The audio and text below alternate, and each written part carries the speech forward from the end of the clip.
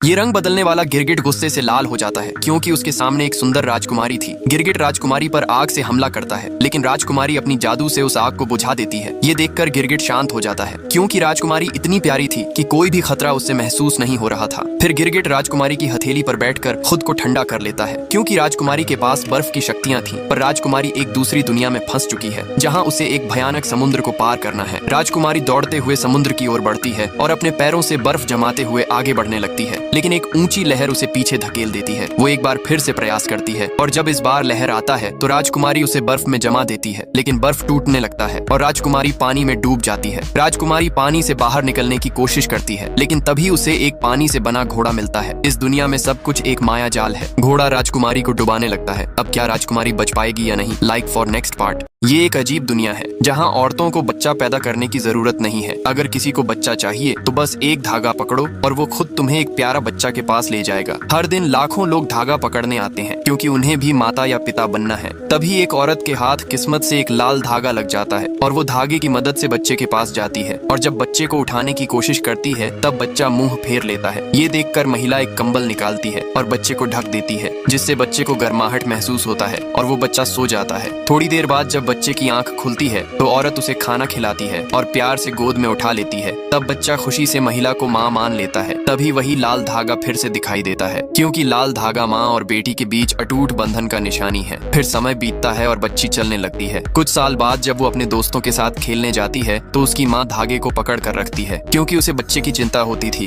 अब बच्ची पूरी तरह से बड़ी हो चुकी है, इसलिए उसकी माँ धागा को खोल देती है ताकि वो भी दुनिया देख सके। Like please. ये आदमी दुनिया का सबसे डरपोक आदमी है। जब ये नहा रहा था तब इसका दिल इसे झूमने को कहता है, पर इसका दिमाग सोचता है कि ये साबुन पर फिसलकर मर जाएगा, इसलिए दिमाग दिल को शांत करा देता है। फिर आदमी जब जॉब पर जा रहा था तभी इसे खाना दिखता है जिससे इसके पेट को भूख लग जाता है, पर दिमाग सोचता है अगर आदमी बाहर का खाना खाएगा तो मोटा हो जाएगा और मर जाएगा, इसलिए वो पेट को भी चुप करा देता है। लेकिन थोड़ी दूर जाते ही आदमी को एक लड़की दिखाई देती है। तब दिमाग सोचता है कि ये लड़की के चक्कर में पागल हो जाएगा और मर जाएगा, इसलिए वो अपने दिल को थाम कर जॉब पर चला जाता है और बाकी लोगों की तरह बोरिंग काम करने लगता है। लेकिन तभी दिमाग देखता है कि उसके बगल में एक बूढ़ा आदमी बैठा है। तब दिमाग समझ जाता है कि ये आदमी भी ऐसे ही बूढ़ा होकर मर जाएगा। इधर दिल भी उदास था, इसलिए दिमाग आदमी को बाहर खाना खाने ले जाता है। फिर उस लड़की से बात भी करता है जिससे उसका दिल खुश हो जाता है। जिसके बाद आदमी समुद्र में नहाता है और अपने जॉब को भी एंजॉय करने लगता है। जाते जाते क्या लाइफ में मजे करना चाहिए या नहीं, कमेंट में जरूर बताना। ये आदमी एक जादुई दवाई को अपने टूटे हाथ पर डालता है जिससे उसे तेज दर्द होने लगता है, पर उसका टूटा हाथ चमत्कारी रूप से ठीक हो जाता है। ये देखकर आदमी बचा हुआ दवाई पीने की कोशिश करता है, लेकिन बोतल खाली हो चुकी थी। तभी उसका नजर एक मशीन पर पड़ता है जिससे उस दवाई को निकाला जाता था। आदमी उस मशीन को चालू करता है और उसका पाइप उठाकर सीधे अपने ऊपर डालने लगता है। वो बहुत सारी दवाई पी जाता है। तभी दवाई का असर दिखने लगता है। उसके पूरे शरीर पर दरारें आने लगती हैं और उसका चेहरा ठोस पत्थर की तरह हो जाता है। लेकिन आदमी को इससे कोई फर्क नहीं पड़ रहा था क्योंकि वो ताकतवर होना चाहता था,